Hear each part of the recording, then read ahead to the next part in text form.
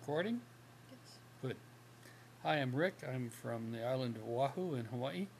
I'm talking about an experience that occurred probably about 6 years ago when I was 50.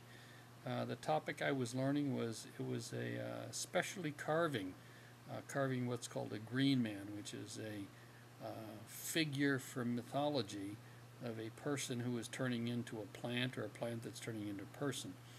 And I was in the East Coast in the D.C. area learning from a person by the name of George Sharp, which is kind of an ironic name for a carver.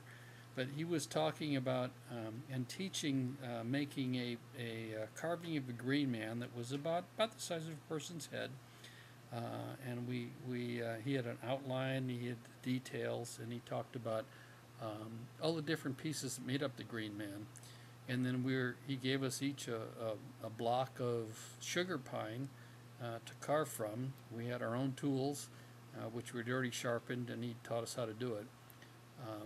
And then we went to it, and there were about 6 of us. It was a class in a wood shop, and he kind of leaned over and helped us all the time on how to do it.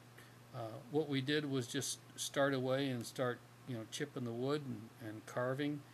He'd walk along and whisper in ear a little about do this, do that.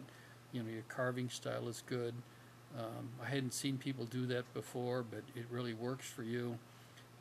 What was neat about it in an educational background is that he was, although he was, reputedly the expert, he did not talk to himself as being the expert. He knew that whatever worked for a particular person would be fine. Frankly, at the end of the day, the different green men look radically different from the one he had originally thought we'd make. We each stylized it differently in the way that our own hands would work the chisels. For me, it was just a great opportunity to work with wood, to be able to feel the tactile feel of carving. The sugar maple was really smooth. It was neat to do curves in. He kind of walked around every once in a while, would come over and say, you might want to try this.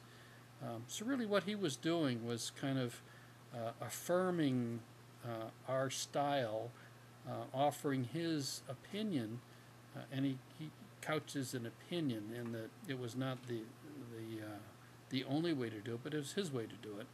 In some cases, his way made a lot more sense and worked better for me. In some cases, it might not have. My way seemed to be better for me, and he was open to that opportunity for